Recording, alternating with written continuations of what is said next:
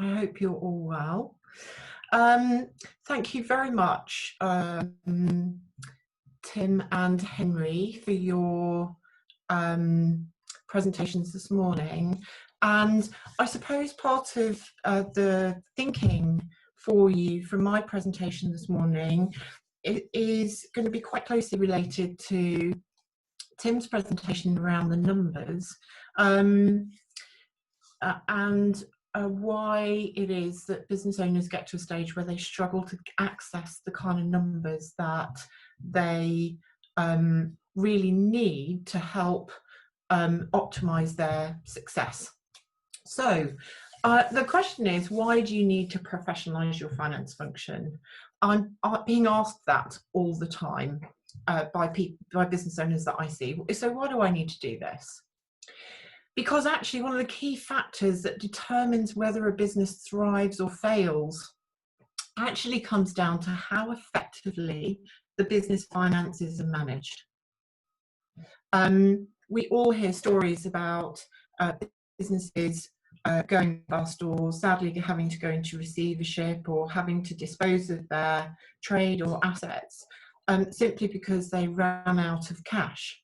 And never is more true a phrase than at the moment than cash really is king. And it's all very well using phrases like this, cash is king, but I know when I'm talking to business owners, they sit there and they go, I know this. What I don't know is how to change my current reality.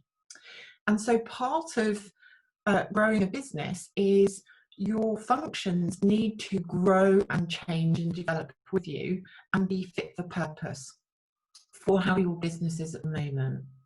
And there comes a time in a business's life stage where their finance functions need to look different. And there comes a time when you need a professional finance function that's got a mindset of improving profit and cash and reducing business risk. And every time quite often when I say that to business owners, they go, nah, finance function, that's definitely a back office, it's all about admin, it's all about data entry. And it's really interesting because often for business owners, that's the experience they've had in their business so far. And part of my presentation is showing you that there is something else out there, and there will be a stage in your business where you need something that's a little different from compliance and VAT returns and running payroll. So let's go and explore how a professional finance function can make a real difference to your profitability and your cash. Okay, so first off, I just want to show you where the tension arises around the finance function needing to change to properly support the business. The first two circles that you can see here, we all go through the stage of starting up and establishing. And actually at that stage of our business life cycle, the business generally is really easy to manage. It's really simple. There aren't many people in it. We haven't got the people issues yet. We haven't got the leadership necessarily issues yet. We're doing a lot of the stuff ourselves, which means the quality is really high, the vision is really high, and it's generally all going brilliantly, albeit perhaps you know, a bit high dependency on us. And at that stage of business, really, you know, we're all the bookkeepers, aren't we, at that stage? Maybe you might have a member of the family helping you out, and that's okay. But it's kind of you doing it, you're doing the billing, you're collecting the money, you're paying the bills, your accountant's doing your year-end stuff and making sure that's compliant, and they're probably checking your VAT return. And that's perfect for that stage. But what we've noticed over the last 14 years of working with SME business owners is there becomes a growth inhibitor at the stages between establishing yourself and starting to really get traction and growing. And the growth inhibitor is not often just a capacity problem, i.e. you or your other half or the member of the family looking after the billing and money side of things and run out of time because you've all got other priorities. But there's also a bit of a capability issue starts to kick in as the business gets a bit more complex and a bit more complicated. And really, this growing up stage is where the need for a professional accounting function is at its maximum. And it's a real step change from your accounting support, making sure that the kind of money's coming in and the money's going out, and you're filing your VAT returns on time, you're filing your annual returns on time, and you're paying the right amount of tax. That, by the way, is really important. And what you start to need is to be able to identify those levers that Tim was talking about earlier, which are all fabulous, but you need to know how to get that information in the first place. You need to know what your sales conversion rates are, or you need to know how many leads are coming into the business. You need to know what channels they're coming from. You need to know what margins you're making on certain clients and certain projects. And really, quite honestly, what we hear from business owners is, I'm so busy delivering the work for the clients and generating the revenue, I have not got the time, or frankly, the energy or the mindset or the capability to really go and do detailed analysis in my business. And quite often, that's not your accountant's mindset either. Most high street accountants, in fact, nearly all high street accountants go on a specific training path through their accounting career that's very focused around government compliance, government reporting, and tax. And that's really important and really specialist. And it's often, you know, the business owner's first place to go for this kind of support is naturally to the accountant that helped them set up their business in the first place. But it's a different type of accounting that you need when you start growing.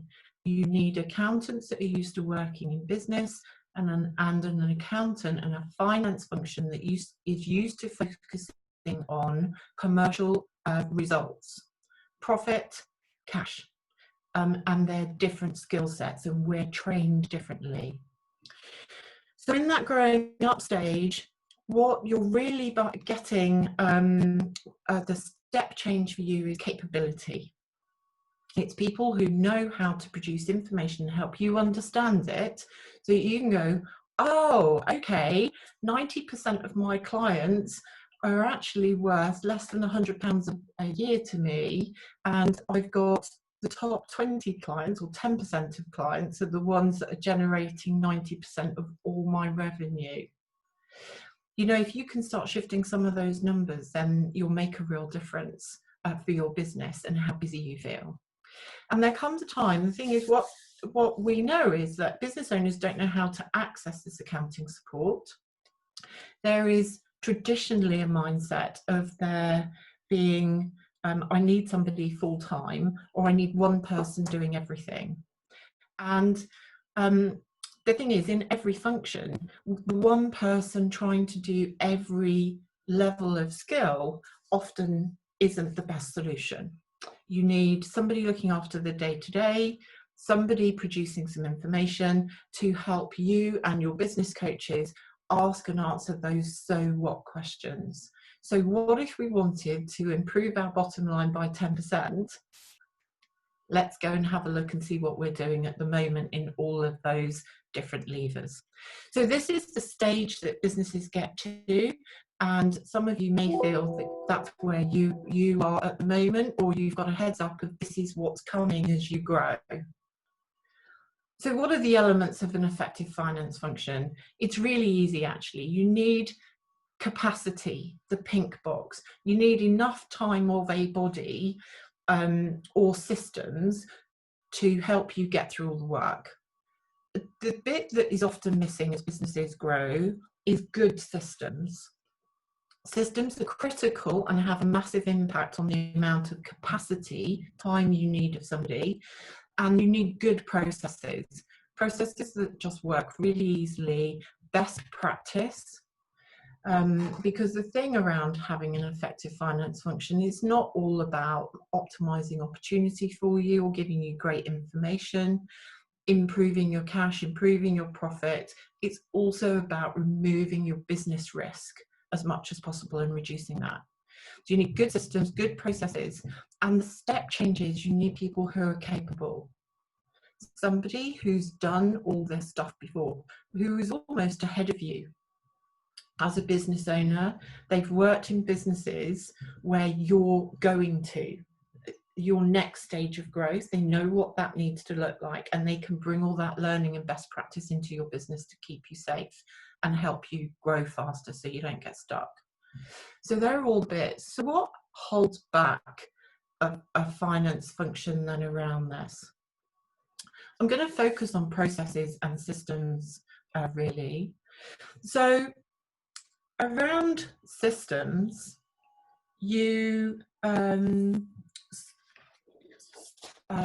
really need to think about automation.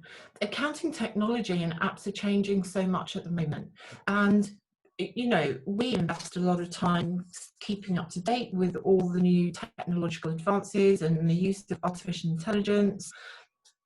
And I guess as business owners, you're busy enough, and you don't perhaps know, because you're not trained as accountants, to know which apps are brilliant and will really generate a return on investment for you, and which ones don't, and how do they all connect together. But the key points really are: leverage your AI in the systems. If you don't know what's available, then come and talk to us, and go paperless. There's lots of ways you can do that. So just either go onto our website and have a look, or give me a call, and we can talk about how we can make your systems a bit more easy and working harder for you. What we know around clients is that most SMEs use less than 60% of their accounting system capability. And that most employed and self-employed bookkeepers invest less than 1 day a year keeping up to date with technology. They do things the way they've always done them. And accounting systems and apps are growing faster than ever. They're changing every week, which is brilliant for you as business owners, providing you can access that functionality. And one of the consequences, I think, of not having the systems, keeping up to date with systems and making them work for you like a real workhorse, is that your competitors will leverage this way of working and therefore will have a competitive edge over you. So let's move on to processes then. You need to think like a well-oiled machine. Again, I don't really know very many business owners that profess any desire to go to accounting school and learn how to get accounting processes working. But this is where this access to the capability in people that know what best practice is and know how to implement best practice simply without bogging the business down and wrapping it in bureaucracy. That's not good process. Good process does not stop things, it sets things free and allows your business to flow faster, and it helps increase the velocity of which you can deliver revenue. So there are some things you can do yourself. You can ask your team to workflow their processes. I never do that using technology. I use a felt tip pen and a piece of A3 paper. And within about 10 minutes, if you were to use one process in your accounting function and ask your bookkeeper, just talk your bookkeeper through the steps she goes through, I'll pay 10 quid to anybody that doesn't find something that you can improve in that process. It's a really effective way of being able to make improvements. And of course, people don't really have a process for reviewing their workflows and processes as the business grows and as more people come in. What I know is that if you don't give people a process and you don't review it regularly as part of building the platform for your business, your people are going to develop and adapt the way you've taught them how to do it, and they're going to start adding in little bits of the process for themselves. And what that does is it completely consumes their capacity to do the stuff that really matters. So keeping an eye on your processes and making sure they're always matching best practice is really important. And you need to design in appropriate financial controls as you grow. If you've got a company credit card, of course you spend things on it that are for the company. The minute you give a company credit card to somebody else without any guidelines, then you're opening yourself up to somebody thinking that they can go and fill their car up with petrol. And you sorting that problem out, because that's not what you meant to give them the credit card for, just takes time. And it's a silly little example, but that's what financial controls are all about. They're more like guidelines. This is the way we're going to do things to keep us safe. Management accounts, regular monthly management accounts and KPIs are actually a control in your business for yourself. It tells you when you're on track and off track, and why you're on track and why you're off track. And management accounts, if you have them at the moment and you're not taking any actions as a consequence of looking at them, stop having them. Stop paying to have them produced. And I know that Henry is probably screaming at the screen at the moment, going, no, no, no, and so is Tim. But you have two choices. Don't pay for something you're not using to add value back into your business. So if you've got management accounts, make sure you're working with somebody who is telling you what's happening in your business, and you're using them to make decisions by. And use KPIs and metrics to stay on, to know you're on track. I think as well, there is a bit of a mindset around processes in the back office, in that the back office is often seen as a cost centre. I've got to have it, somebody's got to be here, it doesn't add any value, it just costs me money. And my invitation to you is to start thinking of your back office as a profit centre. I'm going to give you some examples around a very simple process that every business has, which is credit control chasing debt. A client we went to go and work with, they were turning over £100,000 a month, and they're more than 60 days late. So their people that were late paying them was 28% of their 28% of the total amount of money owed. So if you take that as 28%, that was about £34,000 worth of revenue that was late. Within 2 months, by using YRH's, Your Right Hand Finance Team's best practice around credit control, that was reduced to 3%. That injected £30,000 worth of money into the business in less than 2 months. And this is the type of mindset that your finance function, your accounting people, your bookkeeper and your accountants should be having with you. This kind of mindset. How can I make a difference to cash? We went to work for a PR business in London where they had, we generated an additional £104,000 of cash in 10 weeks. The business owner said to me, I don't believe that my cash balance is going to go over 100 grand in the next 10 weeks. And we had a bet, and he ended up paying me 20 quid, which I promptly converted into a bottle of champagne to give back to him. It was quite a cheap bottle, because we collected 104 grand's worth of extra money 2 months faster than he would have done. And by the way, £60,000 of that debt, they were doing nothing about collecting because it was too difficult. And actually, you know, just on that subject, this is where good practice and access to best practice and bringing that into your business, we implemented with them a credit control best practice that meant that when debt, they knew the payment status of everybody, every invoice that they wrote before it was late. So we were able to produce a cash flow forecast that was 80% confirmed a month before the money was all due to come in. So we're really helping that business owner look ahead. So, you know, utilising your systems, getting best practice into your business, what does that mean for you? It increases your cost effectiveness. You can either use the time that is made available, the capacity to invest in growth activities, or you can use that to reduce your cost base and say, I only need you a day a week, not 2 days a week. You can reduce the opportunity for costly mistakes. If anybody's been late filing a tax return more than once, a VAT return, you'll know how much that costs you in fines, or your annual accounts. And if you're late filing your annual accounts, that impacts your credit rating, which your customers may well be looking at, as will your suppliers. With a professional finance function, you'll get faster, better information that will help you make decisions. That will help you build a platform that will help you scale. And the real benefit is that you'll have an improvement in cash and profit and less business risk.